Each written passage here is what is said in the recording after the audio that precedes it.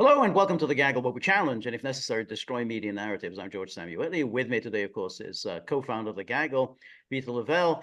And we have the great honor to welcome, as a first-time guest on the Gaggle, investigative journalist Jeff Carlson. We've had on a number of times your journalistic and business partner, Hans Manke, and we always found that very rewarding. So, welcome, Jeff. We're very happy to have you on. And we've already done one video earlier today about yesterday's debate. So we'd love to hear your take, what you thought of the debate and what you think is going to happen now. Yeah, well, first of all, thanks for having me, guys. Great to see you. Yeah, I mean, the debate last night, obviously, was something. It's what everybody's talking about. I guess I kind of have my own take on that. And that, first of all, it felt very constructed to me. But by the same token, it's going to be very difficult to get Biden off of the ticket if he doesn't want to be off the ticket. I'm sure you guys probably already talked about that, but there are any number of hurdles. Wisconsin's a big one. My take on this has been sort of watch the intelligence community, see what those guys are doing, see what the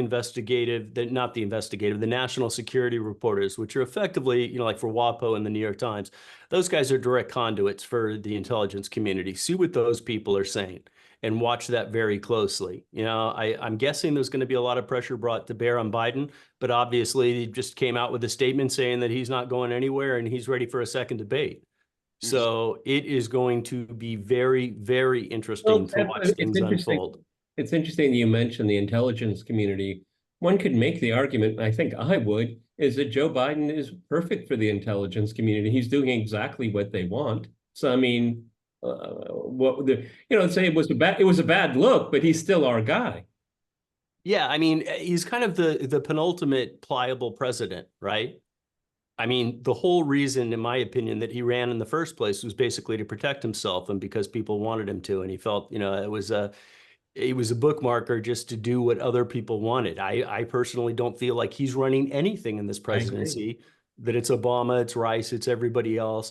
And, it's easy to say just Obama. I don't think it stops there. It goes above that, who maybe is running Obama. But nevertheless, like you say, he's a pliable president. He's perfect for the intelligence community. So I do agree with that. Yes. So I also, by the way, I think there's probably a number of different factions that are at play right now. So I don't think there's any kind of a unified response. I think you've got the intelligence community. You may even have a couple factions within that. You may have the Obama community. So I think you've probably got some factions that are sorting things out right now. Also, you have to think about the party elite. I mean, having Joe at the top of the ticket it's a hard sell right now. Now, let's be fair to everyone. We're in the immediate afterglow of this. We'll see what things are like a week from now. Will they be able to construct a narrative to get themselves out of this trap that they have found themselves in, or not? But I think there has to be serious consideration just for the down ticket for them to start thinking about persuading Joe to go. Yeah, I think that is 100% right. One of the things we saw was this immediate concern is, okay, we've just abandoned any hopes for the Senate or for the House with this. So, it's not as simple as just looking at Biden. But I also think you're correct that, hey, let's just take a deep breath and let's see how things play out, because there's going to be a lot of moving parts that are going to unfold over the next couple of weeks. Well, I think that's right, because, well, first of all, we have July the 11th. We have the Trump sentencing in New York. We don't know how that's going to go. I mean, it might work well for Trump. It might not work well for Trump. But I mean, it is a sentencing, and that's still an unknown how that will go. But I think it's the problem, and I think this is what Peter and I had discussed, is that the mechanics of pushing Biden aside are just very, very difficult, because we've gone through the primary season. He has all these delegates pledged to him, and if he refuses to go, it's very difficult to know what to do. I mean, the only idea I had is if they invoke the 25th Amendment, in which case he's temporarily pushed aside. You say, well, he's tired, he's exhausted. Harris then leads the ticket. on the understanding that after January 2025, Biden will resume his duties, which is how, in theory, the 25th Amendment is supposed to work. But otherwise, I don't see how you can you just replace him at this stage. Yeah, well, no, I would agree with that. George, if you invoke the 25th Amendment, you can't really invoke it. Okay, I mean the damage hasn't been invoked very much. So no, but the whole issue is that Kamala Harris. Okay, and then I think right. that that's where people are going to say, we've been waiting for her to leave. Now you're going to serve her up for all of us as, Madam President. I don't think that's going to sell at all. Not even within the party. Okay, maybe the women at the View will be happy about it, but I don't think anybody else would be. As a perfect example of that, Mike Lee had sent out a tweet last night, something about we're in the 25th Amendment territory right now. And I responded to that this morning and said, be smart about this, be careful what you wish for kind of response. And I mean, I think that's something that has to be under consideration. Like the last thing we want to do is be helping out Dems with something like that. So I personally, I don't see that as a viable option. I see that as like a talking point that people can get excited about sort of on, on X, et cetera. But for practical considerations, I don't see that happening whatsoever. And I think ultimately this comes back to what does Joe Biden and Jill Biden want to do about this, and how hard are they going to fight? I think that's what it comes down to, and how much of a case Obama can make, because he's going to be a very loud voice in this. He will be, in the terms of Joe's ear. But from what we know about Biden, he's an old man, and he's a very stubborn old man, and he's a very irascible old man. Gets very, very angry. So I don't know what you can do to him. I mean, he's just, if you bring the subject up with him, he's just going to get angry. And Obama may have some influence, but I suspect, Obama's, he's an ex-president. He's not, he's not president. So Biden's not going to listen to him. Well, I would counter you with the infamous video of Obama after one of Biden's speeches, and they're all in, I think it was in the Oval. I don't remember where it was. It may have been in one of the White House rooms. And everybody's crowding around Obama, and Biden's desperately trying to get his attention, and Obama's brushing his hand off. I personally think that Obama's voice in Biden's ear is pretty loud.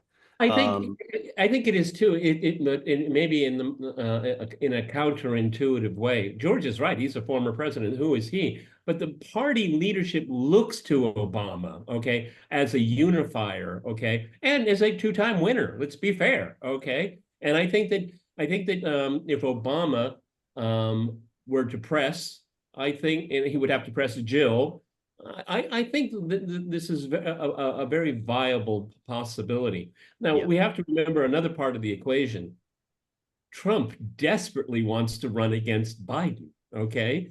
I mean, he's first of all, because he doesn't believe he lost the 2020 election. He wants to be vindicated. And Trump wants to be able to say, I won 3 times in a row, okay? It's very important to him, and this is a fixation on him.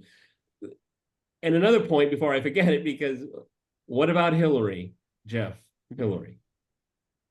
Well, I mean, I was sitting here last night trying to think of who it could be, because I agree with you completely, and that's why, in the comment to Mike Lee was don't help Dems, right? I don't think we want to be going in the direction of bringing in a Gavin Newsom who's just loathsome.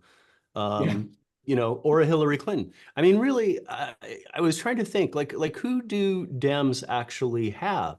Michelle Obama comes to mind, but does she want to do anything? I don't think so. There's no evidence. There's no evidence that she has. Why would you walk away from the lifestyle that you have, where you can blame everyone for your problems and get away with it? Why would you want the job? Yeah. Well, also, I think if you're somebody that's looking at this situation from the outside and you're sort of pondering your chances, let's assume they even exist, because as we've already said, there's a number of roadblocks here. If it was me, say I was Gavin Newsom, I would be thinking long and hard about where we are in the economic cycle and the fact that we've been utilizing the Fed to basically prop up this economy, which I mean, personally, it's an economy I'm desperately worried about. I wouldn't want to walk into that necessarily, because I think that we have a reckoning coming, and the person that's going to face that reckoning is going to be whoever, assumes the next presidency. So I think that's a factor as well. Yeah. So that's the long answer. The shorter answer is I don't know. Who wants to be the next Herbert Hoover? Yeah, right. Exactly. Yeah, but anyway, so I struggle. Yeah, Jeff, I mean, you and Hans are really probably the leading experts anywhere in the world about the Biden family, the whole Biden family influence peddling operation. And it's very confusing. And when, as I say, the investigators in the House haven't really done much to clarify what the gravamen of the charges against the Biden family are, what we actually know, what they have done, which is reprehensible, criminal, or whatever. So could you just give us a kind of a brief summary of where we are? What do we know about the Biden crime family operation? And Jeff, Boy, if you that's could, a by All right. So answering, if that, no, just if you think it's too much, but anyway, just in terms of this, you know, the influence operation. How much do we actually know about this the influence operation? the reason why it's very important because George and I have been following, particularly House Republicans, talking about the Biden criminal organization, and it never is very coherent to us. It's a smattering here and there, and you know, even people like George and I who follow it, it's hard for us to get a coherent narrative. Okay, and I think that's a real problem, and that works to Biden's advantage, obviously. Yeah, I think there's a number of things going on here. But before I start, one thing I'll just note is, yeah, I know a lot about this. But, you know, gosh, in our corner of Twitter, there are so many incredible experts that, you know, researchers, et cetera, that work hard. There's a wealth of information out there. I'm just one guy. But, you know, one of the things that's the issue with the Bidens, first of all, the way that it gets handled at the committee is very frustrating. Everything is sort of piecemeal. There's not a lot of coherence to it.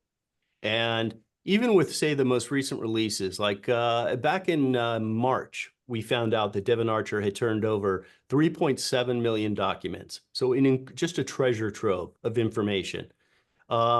However, what's going on right now? Well, we've got John Solomon, who's got sole access to these documents, and he's dribbling these documents out. It's incredibly frustrating. It's not John Solomon's fault. I don't blame him. I mean, you know, I get it, but he got access. But the idea that you would only give access to... just step back a bit, because the John Solomon thing, I think you and Hans have raised before, and I think that involved the Trump, the Crossfire Hurricane documents that he had sole access to, and basically, I mean, you know, he is, you know, slow walked the release of the documents. Isn't that what you and Hans have said in the past? Yeah, I have some sympathy for that because he had a parallel story going on in terms of trying to get to the dossier. We have a better understanding of what happened with that, with, you know, with Mark Meadows and the fact that the dossier got black holed back into the DOJ. There's actually a couple different copies of the dossier.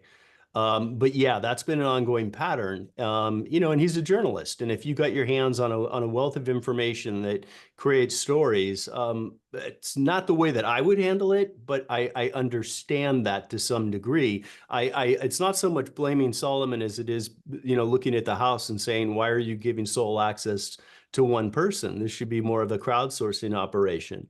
I also just think that it's worth sort of stepping back for a moment. So the way that the Bidens have always approached things, Joe Biden has made a habit of conducting foreign policy in a variety of foreign countries that were always typified by one element, and that was a high level of corruption. And as soon as he would move into these countries, Hunter Biden would immediately follow him. Sometimes Hunter would even go there maybe a week before or concurrent, and then the business would follow. And it's kind of ironic because the only one where he actually got caught up and had to do some real work was probably Ukraine with Burisma. But one of the reasons we have difficulty in telling this story, or the House has difficulty in telling this story, is because it's not one story in many respects. Like for myself, I maintain timelines. I always think timelines are a great way to slot in new information and kind of see the whole. Well, when it comes to Biden, I've got a RussiaGate timeline, I've got a Ukraine timeline, I've got a China timeline, and I've got a Romania timeline. And oh, by the way, Mexico's in the mix a little bit too, although I haven't, you know, I don't have any specificity there. So there's a lot of different stories to tell, and they're all very muddled. And that's why I think in part it becomes difficult to do so. The other thing I think is a willingness on the part of House leadership because some of the House investigators that they have are very good and know this stuff very, very well. And you can see that happen sometimes when the committees have somebody before them, a witness, and you have two layers of questioning. You have the House questioning them. Usually it's awful. Fauci leaps to mind on that. And then you have the attorneys and the specialty, the guys that have actually done the investigative work. They come in and suddenly everything gets a lot better. It's a lot tighter, et cetera. So everything is overlaid with politics, right? Nothing is free of that. Okay, And let's just go in order then. First of all, let's look at RussiaGate. What was Biden specifically how was Biden specifically involved in RussiaGate? Well, I've come to believe in many respects that Biden's kind of the reason for RussiaGate.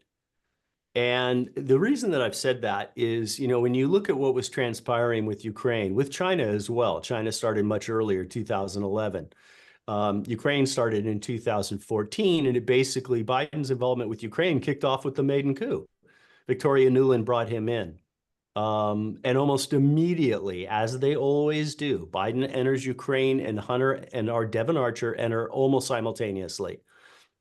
And we now know that there was, I don't remember who it was, but there was a placement that was done. Somebody put them in touch with Burisma.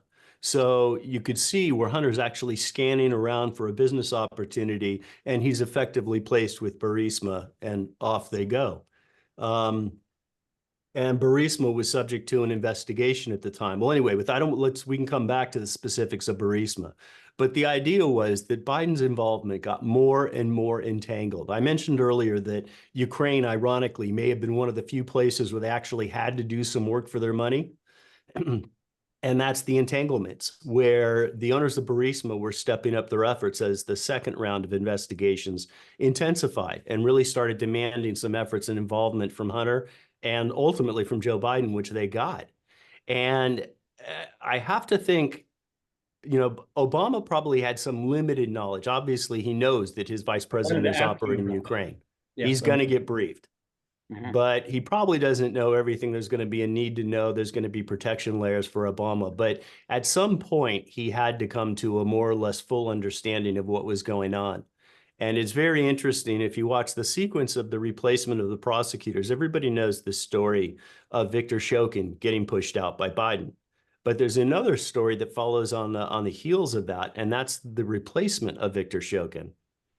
And they had his junior step in to replace him, and that guy appeared to be pretty honest as well. Kind of wanted to keep the things going. They pushed him out, and they brought in Lurie. Is that Lutsenko? Are you talking about Lutsenko? Lutsenko's the guy they brought in after that. I don't remember. I could look at my timeline and tell you who that was, the short-term guy. But Lutsenko is who they brought in. Now, he's a politician, and he was actually vetted by Blue Star, which was the lobbying firm that Hunter had hired. He had Boy Schiller and he had Blue Star brought in to work with Burisma.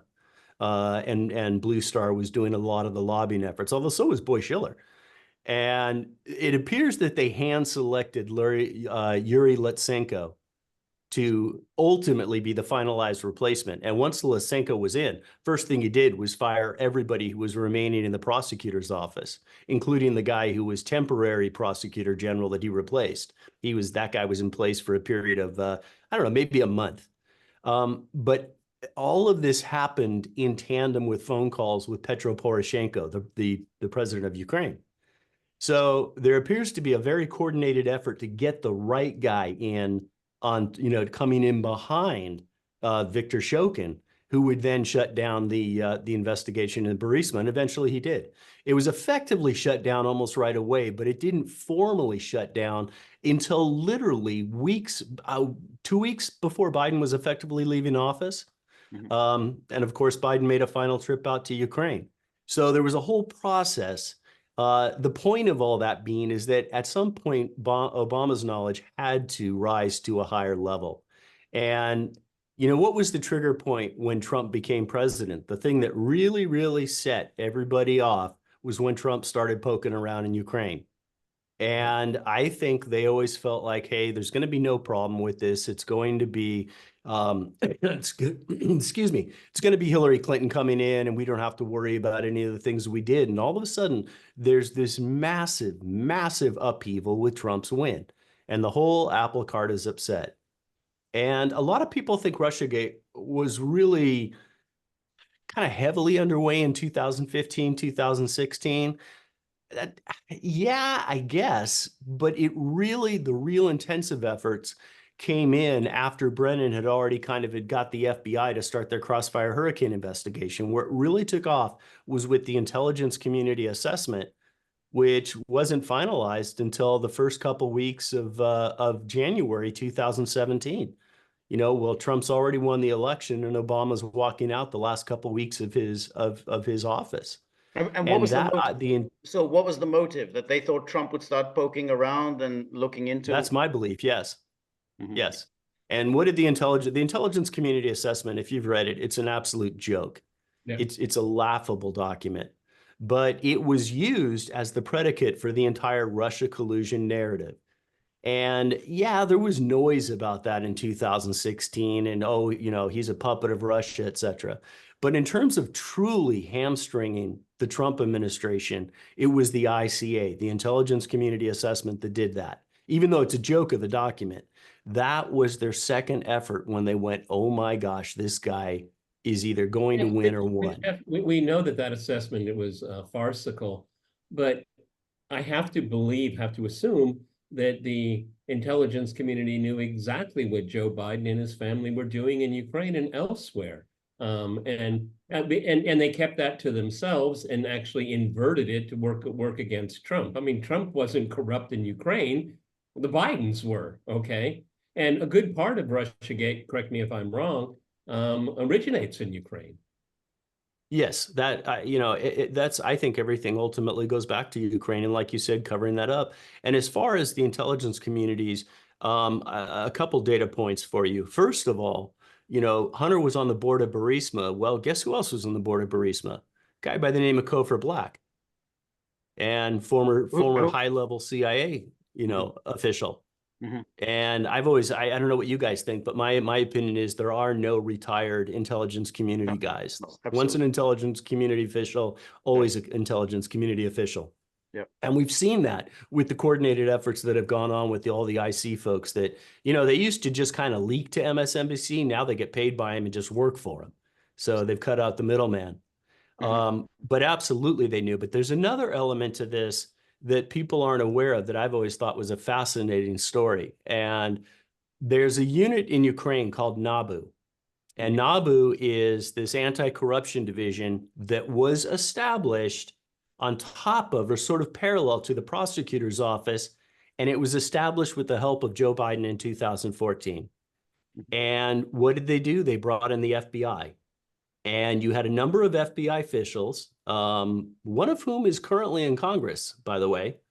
It became a Congress member, but there was a number of FBI officials who were stationed in Ukraine. What's that? Who is that person? Who is that FBI official? I'm going to hold off on that story for the moment. That's something I'm still doing some work on. People can figure it out if they want, but there was a group of FBI officials who were stationed in Ukraine. And they began to formalize arrangements. And you talk about the coordination with the FBI. This is another element into the cover-up. Suddenly, in January 2016, the FBI establishes an office on site at NABU's facilities. It was informal before, just a presence.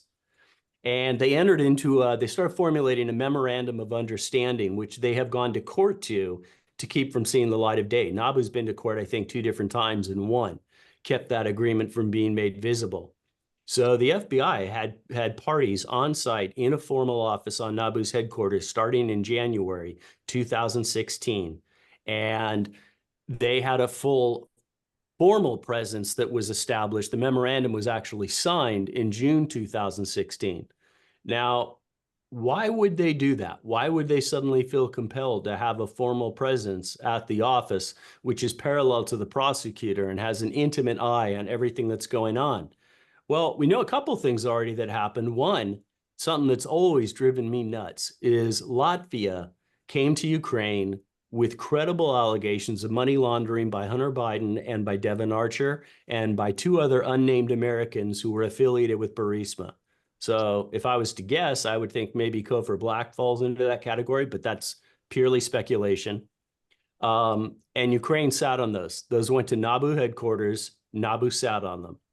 It is impossible in my mind, can't prove it, but I see no circumstances where these allegations could come into NABU and the FBI presence, who's literally structuring NABU, like they helped to like build it, train it, everything. That's what they were there for.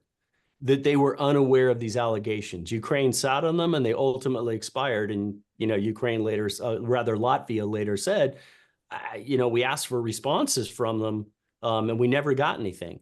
And it wasn't a political thing. This was like, bean pushers over in Latvia running, bank checks. And they're like, hey, we got major alarms flashing off here. And they sent them to them. I don't think they may not even have known initially that Hunter Biden was involved until the name came up.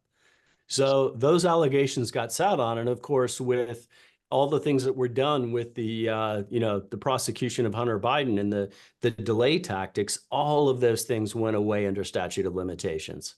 They just expired. How directly involved, how actively involved do you think that Joe Biden was in all of this? Because, you can, Hunter's a cutout, he representing the family. Joe Biden went to Ukraine, I don't know how many times, quite often. Did he roll up his sleeves? Did he get into the thick of it, or did he stay aloof? And what does your research say? Yeah, well, I'm going to this is just opinion on my part. But my opinion is that he was dragged into Ukraine for geopolitical purposes initially. He was part of the formulation to help the Maidan coup. We obviously had the CIA operating there beforehand. And it's very easy for people to overlook the fact that you had a democratically held election in Ukraine. And just because the outcome is something that the West didn't like doesn't mean it wasn't still a valid election. Well, we helped to overturn that. It was Victoria Nuland who was obviously those famous tapes. But in those famous tapes where she's dictating the fact that we're going to install Yatsenyuk, she says we need to get Biden, and then comes back. Biden's willing, brings Biden in. He has to call Poroshenko and call Yanukovych and give him a attaboy exactly. Attaboy talk. Yes, exactly. Yep. And everything that, Victoria Nuland discussed on the call with Jeffrey Pyatt, the ambassador to Ukraine, all of those things came true. Every single person that they dictated who they wanted inside, outside, who was doing sort of public relations, we're going to pull him out and move him over.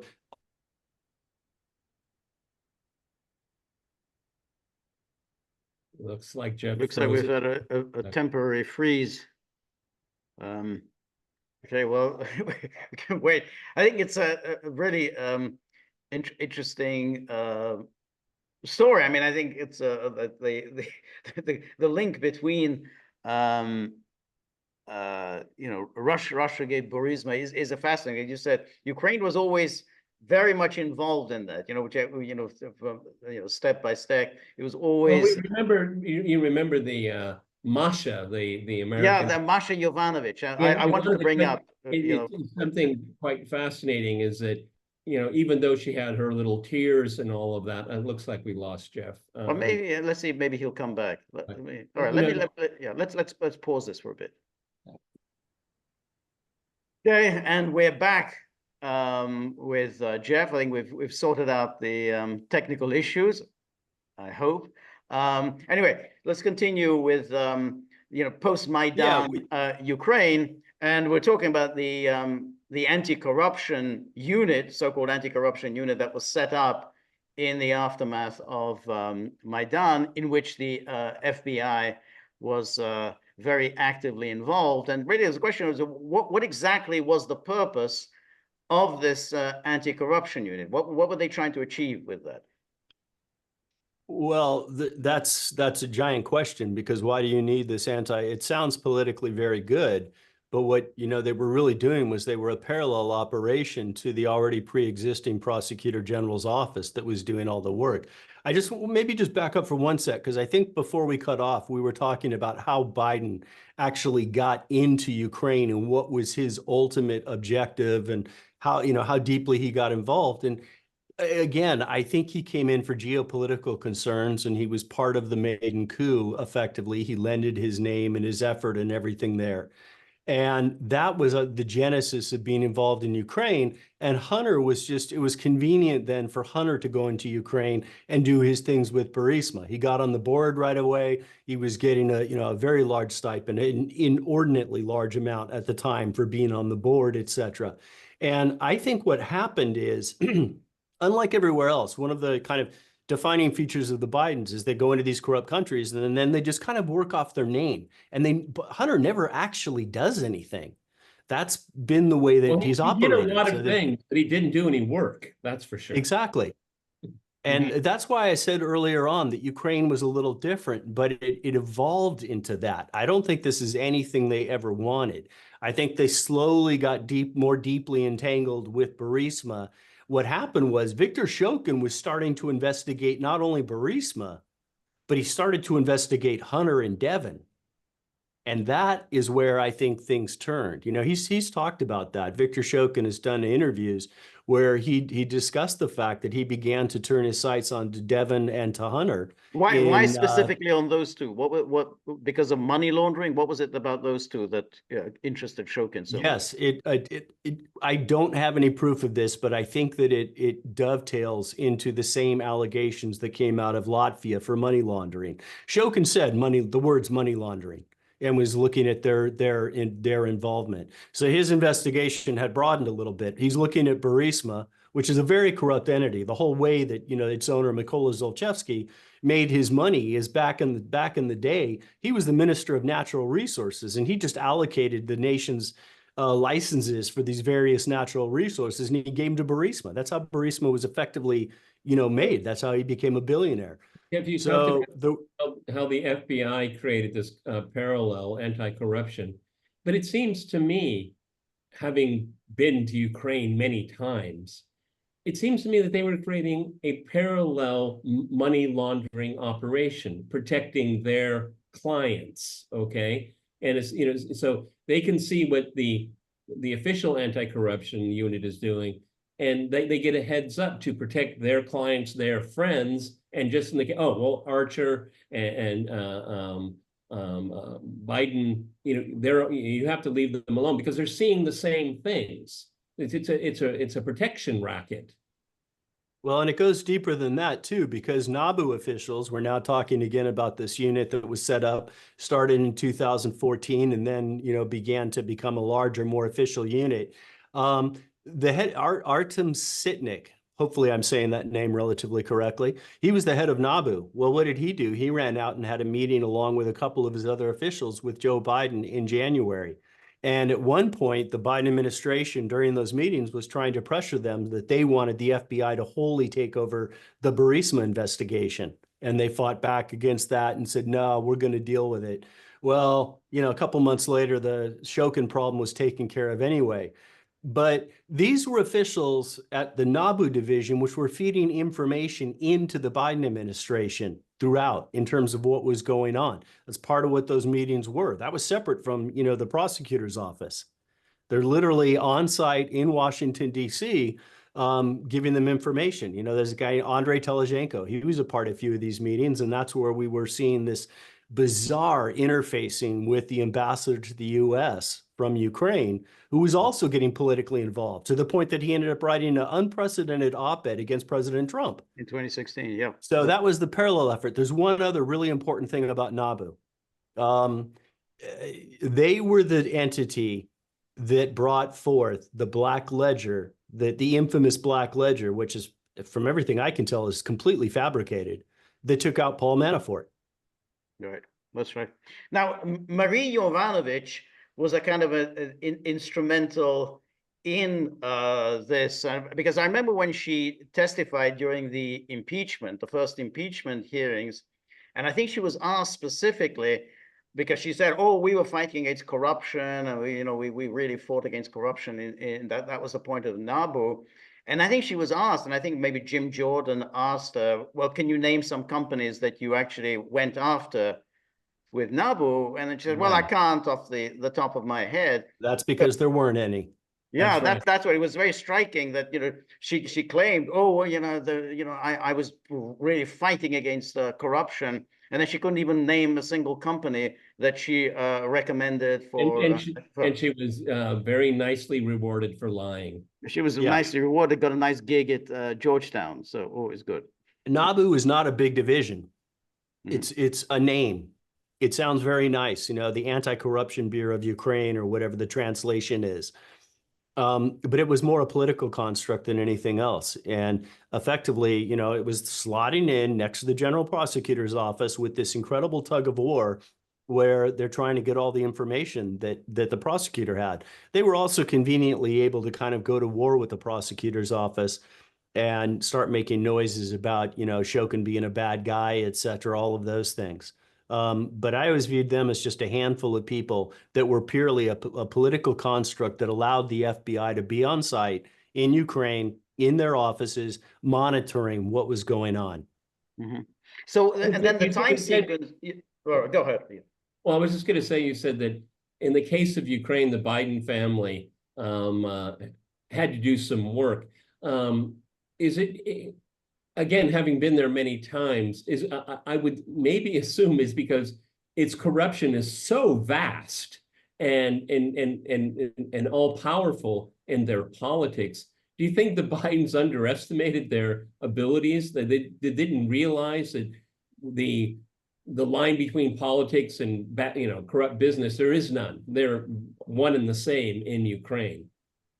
That took me a little bit of time to understand because I don't have your benefit of having boots on the ground in Ukraine over a period of time.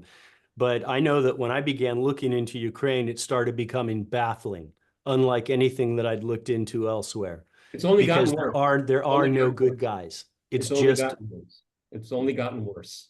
Right. So now all that American money being pumped in there, European money. So it's just various shades of gray, and everybody's corrupt, and they're just working at different angles of the corners, oftentimes against each other. But so now if you're talking about RussiaGate, the time sequence. So all the things that we normally talk about RussiaGate, like the Steele dossier, like the business about the hacking of the DNC server, the meeting at Trump Tower. So those were kind of, and what you're suggesting, those were really not that significant. What really was significant was the decision on the part of the intelligence community and the Obama administration to ensure that the Ukraine operation was kept in the dark. So it was almost coincidental, everything else that was done with Steele dossier and the rest. Yes, and as they were sewing up the operations of getting rid of Shokin and getting this new prosecutor in that they felt comfortable with, that they'd literally vetted, that's about the time that things began to start picking up on these actions against Trump. And so, I think there was this parallel process going on where all of a sudden Trump is coming out of nowhere and he's just wiping the floor with his GOP competitors. And they start to look at him and think, wow, maybe this guy's a little bit more of a serious threat than we thought. And that's when you began to see these parallel efforts start up with hiring Fusion GPS. And they then hire Steele. And you saw Alexandra Chalupa with her efforts behind the scenes targeting Paul Manafort. Still never gotten a great answer how Alexandra Chalupa knew 2 months in advance that Paul Manafort was going to become Trump's campaign chairman. I sure would love to get an answer to that question. But the more serious a candidate Trump became, the more serious suddenly the efforts began, to develop in terms of moving towards implementing Crossfire Hurricane. And one of the things that I've always kind of said was it was always the CIA. And Brennan was the guy that was feeding information starting in late spring. He did a little before, but in earnest, in late spring and through summer, was just pumping information into the FBI, sort of forcing the FBI's hands to create this Crossfire Hurricane investigation. And all of it was a joke. It was fabricated, foreign intelligence. And people like to say it was Five Eyes. Well, it certainly wasn't official Five Eyes. So yeah, the information may have come from members of Five Eyes, but it was not official Five Eyes intelligence that he was pumping into the FBI. But I still don't think they thought he was going to win. But he just continued to become more and more serious. And, finally, Ben Witt sounded the alarm over at Lawfare, in October and saying, hey, what if Trump does win? We have to set up a whole lawfare process for his potential administration, which they did. And that's the same moment that the ICA began construction. So, they're sort of covering up Ukraine, thinking they're in good shape. They start to worry about Trump. And that's when the kind of RussiaGate efforts begin to start, and they get broader and broader and broader the more serious the candidate becomes, until they construct the ICA once they realize, oh my gosh, this guy's going to win this thing. We cannot let him in to see what we're doing. And I think, I can't prove it, but I would believe that that extends to the CIA themselves and their actions in Ukraine. They've been embedded there for a long time. So, it's kind of about protecting Obama, but also protecting all of the actions of the intelligence community that lie behind Obama. And that's my opinion on how RussiaGate ultimately came into being and why the ICA was created and then used for the Russia collusion narrative for the duration of Trump's presidency. And they almost did it. It's easy for people to forget. Trump, in the first half of 2017, if you go back and place yourself back in that moment in time, it was not clear that Trump was going to survive that. Yeah, but Jeff, what you're describing to our audience and what George and I have said for a long time now, given what you've just said, there's not much Russia in RussiaGate. There's no Russia in RussiaGate. There's Ukraine in RussiaGate. Exactly. Right. And the aspect of this that always drives me bonkers is because of this effort, it fundamentally altered our foreign policy. To this very day, you could make a good case that we might not have had the Ukraine war if it wasn't for all of this. It completely changed the way our foreign policy was both focused and directed. We took our eyes off of China for a long time. It made it impossible to have any overt discussions with Russia, et cetera, et cetera, et cetera. So, what began as a cover-up ultimately fundamentally altered the way we do things as a nation. It had massive repercussions. Right. Yeah. It's also interesting, incidentally. I mean, going back to RussiaGate, is how I remember that manufactured story in The Guardian about Manafort visiting the Ecuadorian embassy in London in order to meet Julian Assange. And it's very interesting that they selected Manafort, who, as you said, was the target of this clear Ukrainian intelligence operation to discredit him. And then they put him in he met Julian Assange in the Ecuadorian embassy, even though there's absolutely no link at all between Manafort and Assange. You can see how it was very carefully crafted, and it's still on the Guardian website.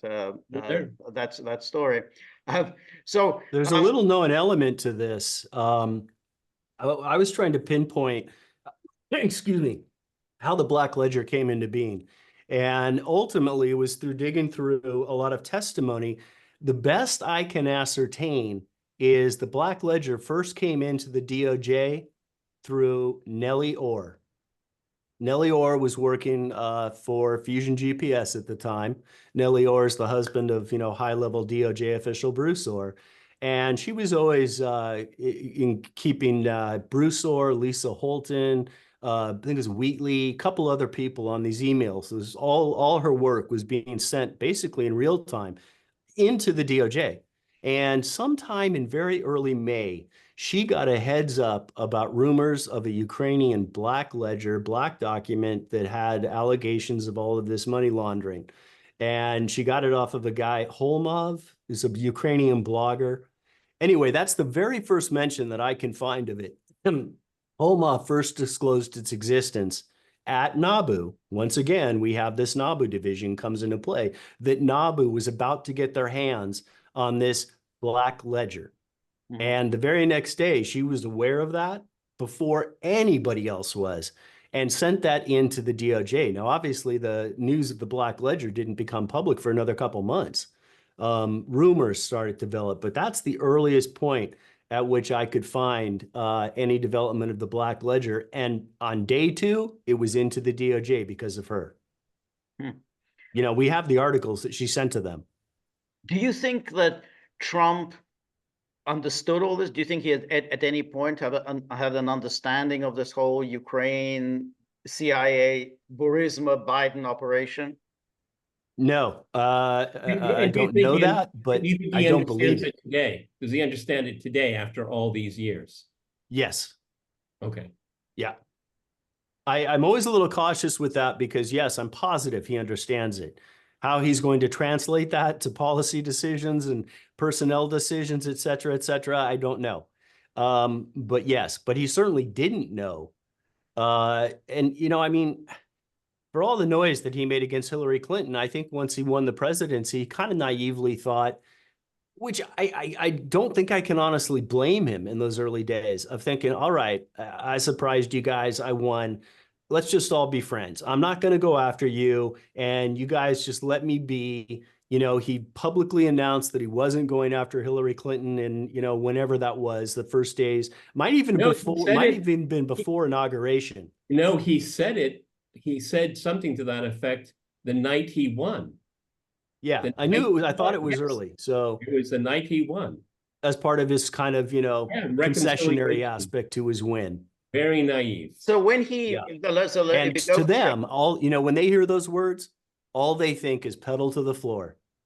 There's so if we then go back to June 2019, when Trump has that conversation with Zelensky, what do you think he had in mind? What was it he was trying to get out of Zelensky when, I mean, because that was the conversation that triggered that whole first impeachment. What do you think he really wanted out of Zelensky? Again, just hypothesis. Let's answer that question first. Peter, what were you going to say? I was just going to say it was a perfect telephone call. That's all. Well, we've seen the transcript and it wasn't bad. My opinion, just my opinion, is, you know, by that point in time, Trump had survived. Basically, Trump had kind of won. And I think he felt like he had his feet under him and had taken control of his administration. Finally, he had the GOP more or less unified behind him. And I think he thought that he was in reasonable shape, maybe even was angry for everything that had happened, probably was angry. Certainly by then was aware of what was going on in Ukraine and what Biden had been doing, et cetera. And I think he wanted to look. What I don't think he expected was the visceral response from the system. I mean, it was a systemic reaction to his prodding and probing in Ukraine. I would guess that he was absolutely stunned by the response of that the entirety of the establishment flared up in response to just a little bit of poking and prodding at Ukraine, which I would argue helps to illustrate how corrupt, important, critical, whatever you want to say, Ukraine actually is to everything. But that's the thing. I mean, he evidently, and it comes out in that conversation, he did feel that Ukraine is the source of his problems, that somehow RussiaGate originated in Ukraine. And that was what he was trying to get across to Zelensky, that somehow, if you can find out that, you know, that's going to be helpful. So it wasn't so much Biden. He kind of wanted to know about the origins of RussiaGate, and he was convinced, I think he's still convinced, that somehow Ukraine is the origin of RussiaGate. What I think happened is I think he was obviously very curious about that. I think he knew a lot about that, but I also think there may have been using that a little bit of leverage. Like, look, I know what you guys did. Okay, I'm calling you out on it, and I want to find out what was Biden's involvement, what was Obama's involvement. Just my opinion. I'm not, you know, but that's my take on it, is that he was basically letting Zelensky know, hey, I understand what happened here. And now why don't you go ahead and tell me a little bit about what Hunter and Joe were doing over there? And I think there was a naivety in terms of massively underestimating what the systemic response to those questions would be. And it was an eruption.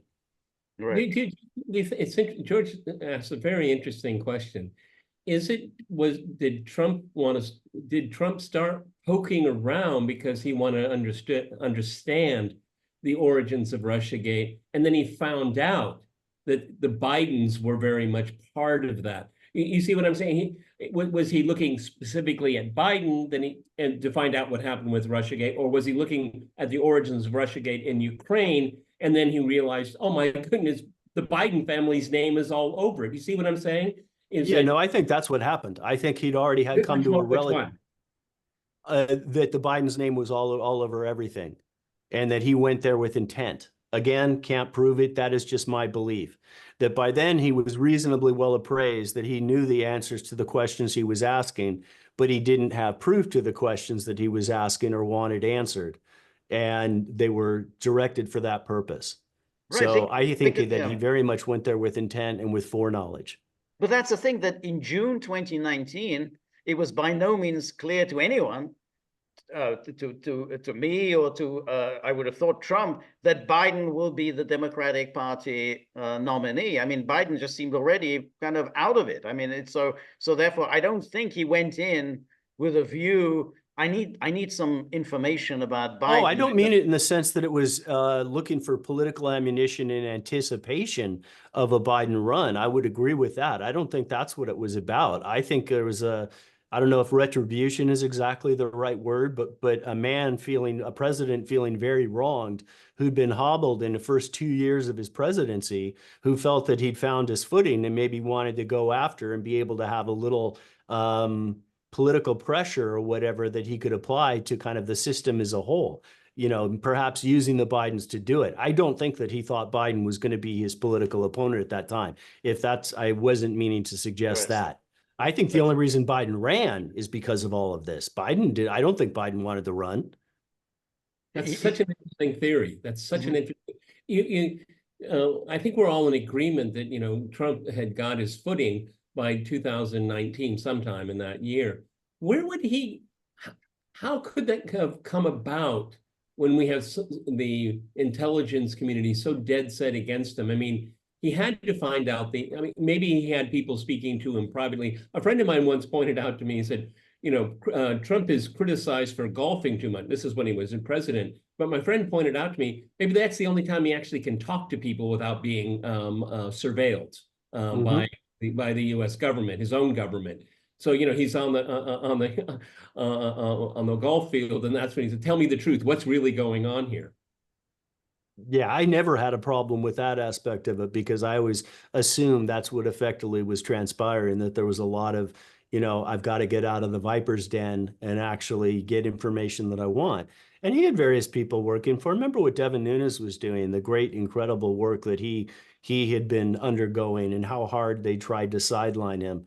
Kind of interesting that when Devin had the charges brought up by Adam Schiff, Devin sort of formally backed away. Devin didn't really back away. He kept doing exactly what he was doing. I have great admiration for Devin. But Rudy Giuliani was getting busy in Ukraine as well, and he's been discredited, but he was right. Yeah. And, you mentioned June 2019. Well, guess what? That's when the FBI got a hold of Hunter Biden's laptop. So, right. So people forget how long the FBI actually had the Hunter Biden laptop. And then as we move forward a year later, you've got journalists. The Aspen Institute is wargaming for the potential, the almost certain release of Hunter's laptop. They knew it was inevitable. And I mean, they had Yoel Roth from Twitter was there.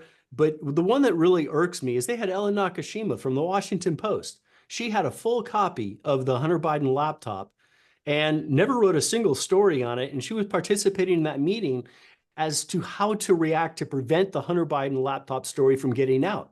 A national security reporter for the Washington Post working to suppress information when she knew it was real.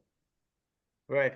And then the Democrats moved to impeach Trump over that phone call.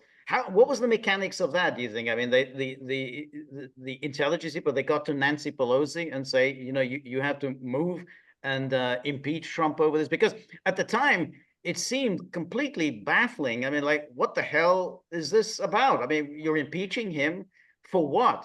So, and so you think, well, there I has to don't be think they cared. The way, George, the way I look at it, it's just there is no single operation. It's a continuation and various chapters of a long evolution. And here's an example for you. Norman Eisen, who's a Democratic operative and lawyer, and unfortunately very smart. Can't stand him, but he's smart. He has been involved in literally everything. He wrote, he's a partner of Ben Witt's. They're both at the Brookings Institute. Ben Witt's kind of sounded the alarm back in 2016 that we need to engage in lawfare. Well, it was Norman Eisen that picked that up more than anybody else, his whole group, and ran that. And Witt's worked with them. It's not like they were separable. But Eisen ran effectively the legal work for the Mueller investigation. He produced two gigantic legal tombs. The first one was like, I don't know, 275 pages. The second volume was like 380 pages with attachments and everything. And every single legal theory that Norman Eisen introduced in his legal work was implemented by Mueller, including the statute that they used. Was it 1512 or something like that? It was a very arcane statute that they employed to try to go after Trump. All of that came from Norman Eisen. Mm-hmm. So, Eisen then morphed on when we stepped forward to the impeachment after the Mueller investigation ended. Eisen was the guy that was brought in to run all of that. He had drafted, I think, 12 different letters of impeachment the month before Nancy Pelosi ever invoked anything. So he just kind of moved from over here. Here's my operation with Mueller. Well, Mueller's come to an end. That didn't work. We tried to get it referred to Congress. It failed. Now I'm going over here and we're going to go to work on impeachment. And so we set up that. Then he goes over and he's advising the DNC throughout the impeachment hearings. Right. That comes to an end. Norman Eisen was behind the 14th Amendment attempts on Trump, etc. Norman Eisen also wrote all the legal briefs for Fani Willis and one of Jack Smith's case. He's been everywhere. So that's why I say that I don't see it. I see it more as chapters of a continual operation. But Brookings is also Strobe Talbot and Fiona Hill. And then here's the way I've looked at it, is that Brookings was responsible primarily for handling the domestic attacks on Trump with their fellows, like people like Eisen, Talbot, Witts, etc. And I'm less conversant on this, but that the Atlantic Council was in charge of handling the foreign, specifically the Ukrainian aspects of the attacks on Trump. And, there's guys like Victor, oh my gosh, it's escaping. One of you guys might know. It's a Ukrainian oligarch who's good friends with Hillary Clinton. Pinchuk. Pinchuk, thank you. Yeah, I wrote about him way back. But Pinchuk is he's a senior fellow on the Atlantic Council. Yeah. There's a couple others, a lot of CIA officials on the Atlantic Council. So I sort of saw those two think tanks operating in different aspects of the attacks on Trump, with the Atlantic Council handling more of the overseas stuff. I don't know if you remember, but there was that bizarre announcement of a partnership between Burisma and the Atlantic Council that came out of nowhere. And then as news of Hunter's, position as a board member on Burisma really started to blow out, all of a sudden those guys were backtracking. I've still got a copy of that release because I archived it. But of course, they've scrubbed that from their website. So everything's all twisted together, but you can see kind of what was going on, multi-pronged attacks that shifted and moved with time. Yeah, but we're talking about what actually happened, but for the general public, they have a parallel history, a completely invented history. It's, unfortunately, George, fortunately, we've been all talking about these things here for years. You and your colleague are experts, obviously. But if someone were just to come across, 10 minutes of this podcast, they would have no idea what we're talking about at all. No. Well, that kind of goes back to the genesis of your question about the House committee having a difficult time getting a story cohesively told to the public. And I said one of the problems is there's so many different stories and they all entangle. And I've often said, if you were a novice and you're talking to a novice and you try to explain to somebody for the first time the magnitude and scope of RussiaGate at all. When I say RussiaGate, I mean like everything we've talked about, right? To try to explain the scope to that to somebody, and the fact that all of these institutions had to be utterly corrupt and working on, kind of going against, everybody grows up thinking, oh, FBI good guys or whatever as a kid, that all of that's turned on its head, people are going to look at you like you're absolutely insane. It took me probably a good year to believe what I was uncovering. I just couldn't. Do you think that the Biden influence peddling operation, is that worse, qualitatively worse than the Clinton influence peddling operation? Because they both seem to be in the same line of business, raking in bucks for access. Well, there's two answers to that question. First of all, I see the Bidens as kind of like low-level street thugs. Like the Clintons were very effective and very polished, Obama as well. So in terms of the foundation and the hundreds of millions of dollars that flowed through the foundation, the way they money laundered Ukraine, the Uranium One, all of those operations, that was very sophisticated, very well handled, and it had a nice veneer to it, a polished veneer around it in the form of the Clinton Foundation and then Obama's presidential library, et cetera. Well, the Bidens didn't have the good graces to go ahead and do something quite so sophisticated, nor did they ever make anywhere near the kind of money that the Clintons and Obama all made. It was just a totally different level. I think somewhere along the line, Joe Biden probably started to panic a little bit and thinking, hey, I need to get some real cash in here. I've got a little bit of money, but I'm in the, I'm not even on the same page as these other elements. And I think he got a little reckless, which led to this. He got sloppy, really sloppy. Got sloppy. But you asked about the ramifications, and there's an argument to be made that even though Biden is just kind of this, Boston street thug, almost like, out of Delaware, the implications of what he did resonated so much more widely because of how it spilled over. We now have a war, the way it altered our foreign policy, all of that. So, it depends on your viewpoint, I guess, is the answer to that question. Yeah. Well, Jeff, this was absolutely a fascinating conversation. I think, as Peter said, I think people viewing this, listening to this, say, "What?" Well, this is just amazing stuff. We never get any of that in mainstream media. One of the things that's really frustrating, for example, the DNC hack. Well, that had been debunked shortly after the claim was made. But it took months, a half a year, 9 months for people to say, "Oh, well, maybe there's an alternative explanation for it." But or even more closely to today, I don't want to chew up a lot of time on it, but the potential peace negotiations in early 2022 to end the war in Ukraine.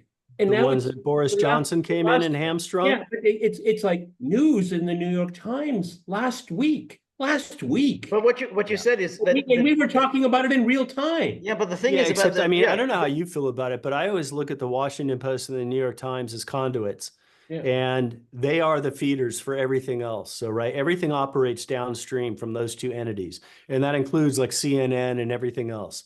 So the directives go into Washington Post, go into New York Times. It used to be that the intelligence community would primarily work with WAPO, and like State Department, et cetera, would work with New York Times. And over the years, more recently, that's gotten blended and blurred. So those lines aren't distinct anymore.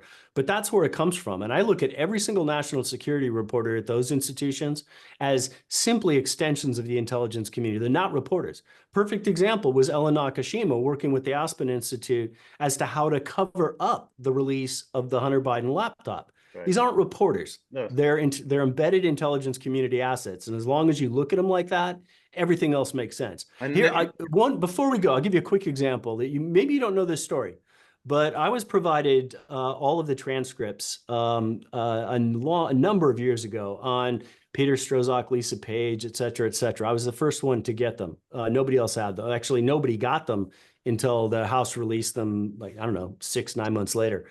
Anyway, first story I did was on Lisa Page's testimony.